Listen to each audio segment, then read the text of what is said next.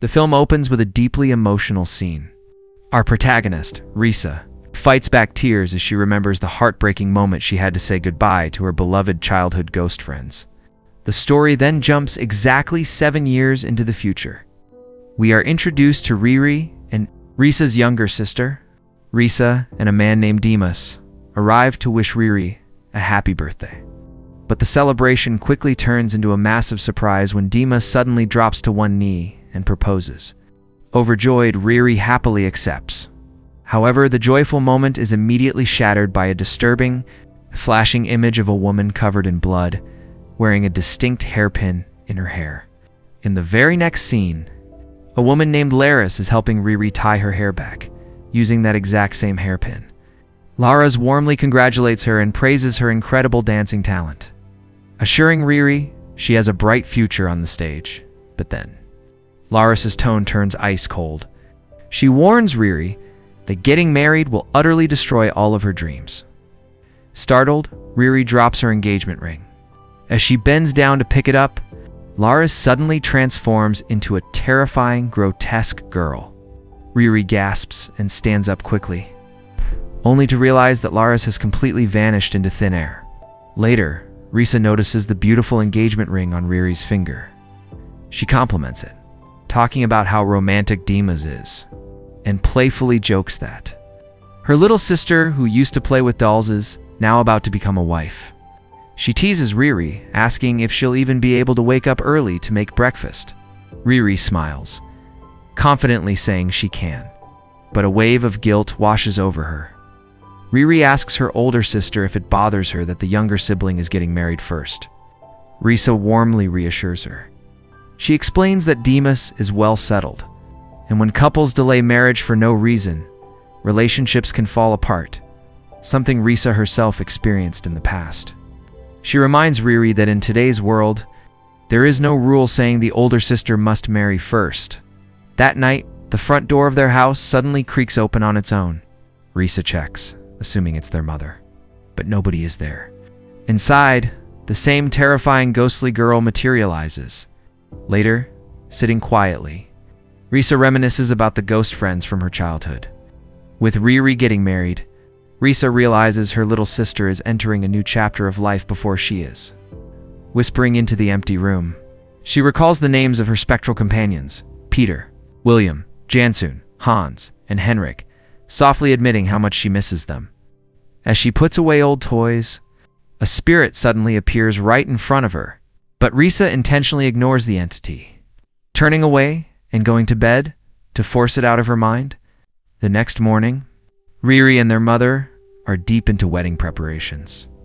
Her mother advises Riri to cut back on her intense dance practices due to the mounting stress. Lost in thought and looking visibly upset, Riri drops a dish, shattering it across the floor. Risa rushes over to clean the glass before things get worse. But as she helps, she notices a strange, unexplainable wound on Riri's foot. Risa drops Riri off at the theater for rehearsal. A moment later, Riri's phone rings in the car. It's Dimas. Realizing Riri left it behind, Risa heads inside the theater to return it. Walking through the dark gallery, Risa spots the same ghostly little girl sitting in the shadows. She searches the building, but Riri is nowhere to be found. Suddenly, horrific wounds begin manifesting all over Risa's body. Out of nowhere, a group of terrifying faceless figures grab her, strap her to a stretcher, and carry her away. They lock her inside a dark coffin. Trapped and panicking, Risa screams desperately for help. Suddenly, the coffin opens, and Risa finds herself standing right back on the theater stage as if absolutely nothing happened. Riri walks up, handing over the phone. Risa tells her sister she has a terrible, sinking feeling that something very bad is about to happen, warning her to be careful. During rehearsal, things take a paranormal turn. Looking in the mirror, Riri realizes her reflection has stopped moving in sync with her body. She spots a mysterious woman standing nearby, but in the blink of an eye, the figure vanishes. Meanwhile, Risa is talking to a male coworker about getting Riri's engagement ring resized. The man crudely jokes that because the younger sister is marrying first, Risa is losing her respect as the elder sibling. Back at the theater, the ghostly woman appears to Riri again, simultaneously. Risa is in a restroom when she hears a bizarre noise from the next stall. Startled, she steps outside and is shocked to see Henrik Kwan of her childhood ghost friends. She runs after him, but loses her balance, falling hard and splitting her head open. When she opens her eyes seconds later, she is back in the restroom, and the fatal head wound has completely vanished. "I can feel you," Risa whispers. As she leaves to search for them, we see her invisible ghost friends talking. One of them sadly notes, "She still can't actually see us, can she?" As Riri tries to leave the theater, she senses the mysterious woman again. The lights violently flicker. Terrified, Riri sprints for the exit, but the heavy doors slam shut. Trapped, she desperately pulls the handle, screaming for help. From the pitch-black darkness, a voice calls her name. Trembling, Riri asks, "Who is there?" The evil spirit finally introduces itself. "My name is Canting." The screen cuts to black. Dimas arrives at the dance room to pick up his fiancée, but he finds Riri in a horrifying state. She is dancing erratically, trapped in a bizarre trance. The evil spirit possessing her speaks through her, commanding, "Let her dance. You won't be able to stop me." Instantly, Riri snaps back to normal. A deeply disturbed Dimas demands answers. He points out she was dancing like a maniac, speaking in fluent Sundanese, and has mysterious blue bruises all over her hands. Riri refuses to say a word, frustrated. Dimas tries to start the car to leave, but Riri suddenly teleports right beside him, accusing him of trying to leave her behind. Shocked, Dimas listens as she coldly tells him to hurry because their mother is waiting. At home, Riri, her mother, and the aunties are discussing a special ritual because the younger sister is marrying first. They must perform the traditional Passover ceremony.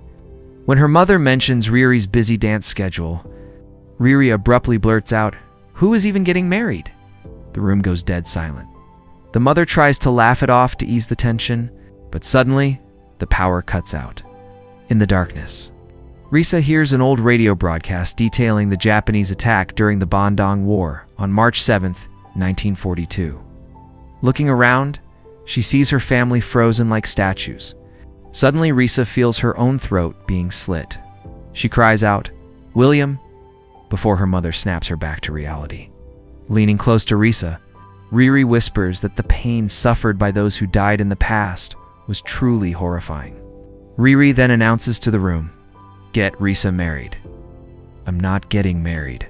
Dimas notices she has left her engagement ring behind on a chair. Risa furiously bangs on Riri's bedroom door, demanding to know why Riri said that, and who they are.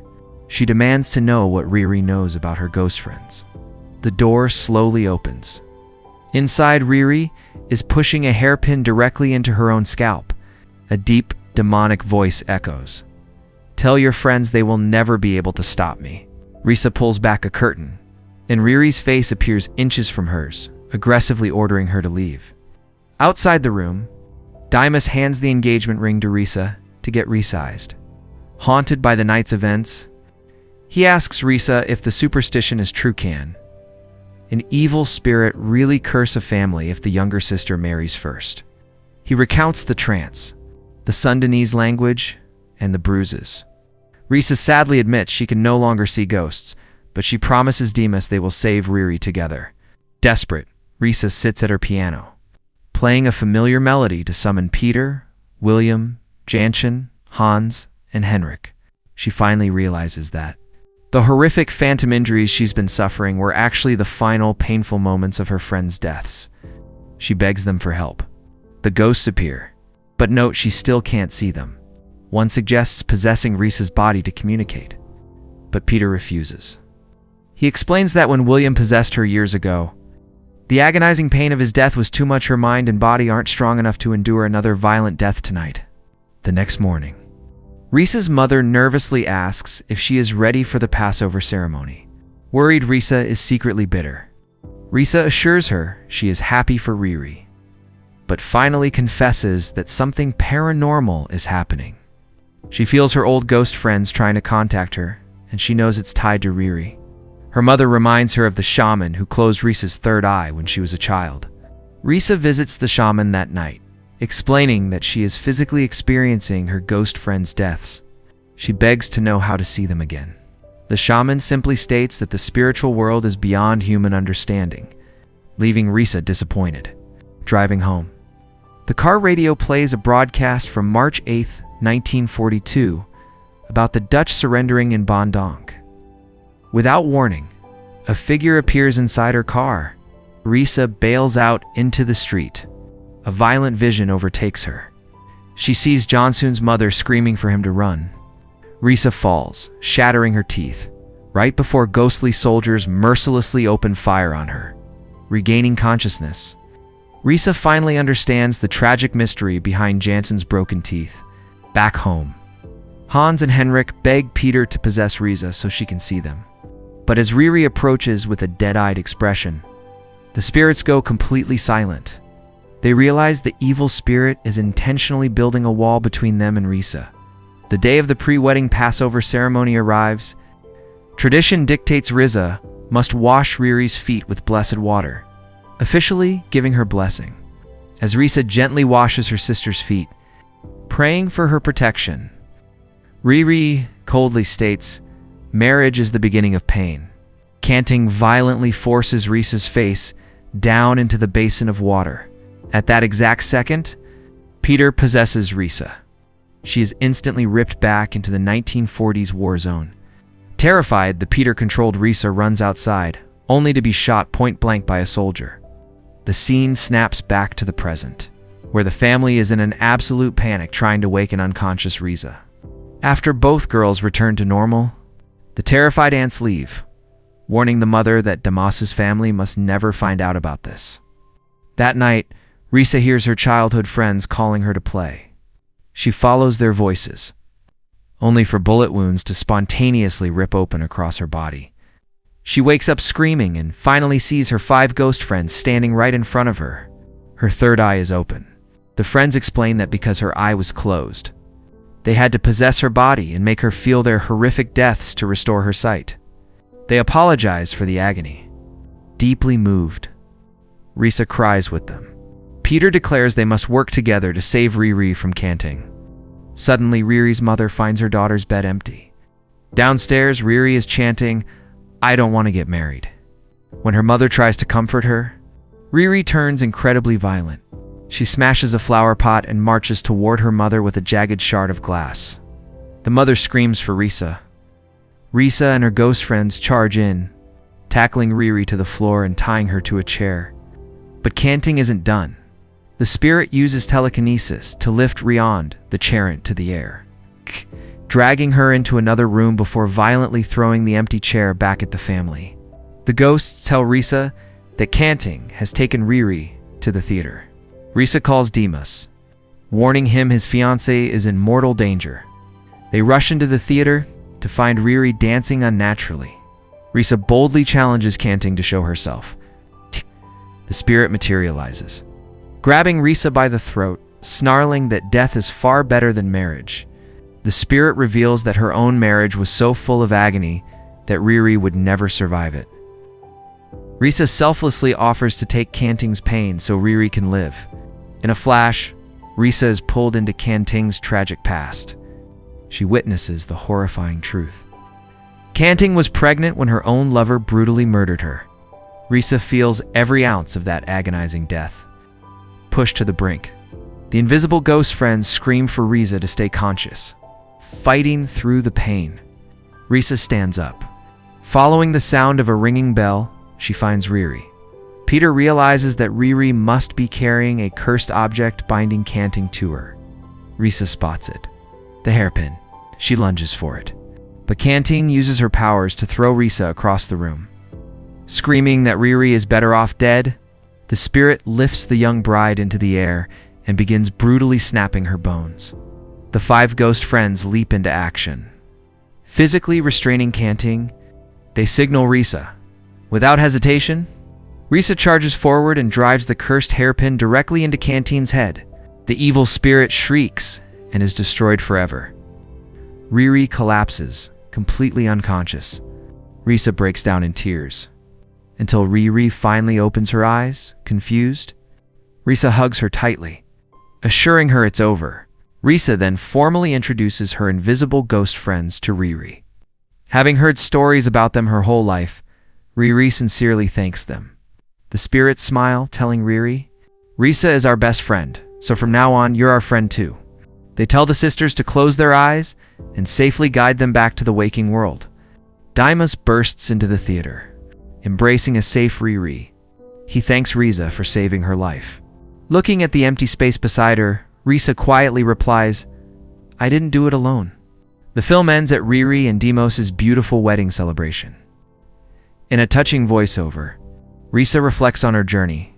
She once viewed her supernatural ability as a terrible curse, but now she is eternally grateful for the laughter, tears, and memories she shares with her friends.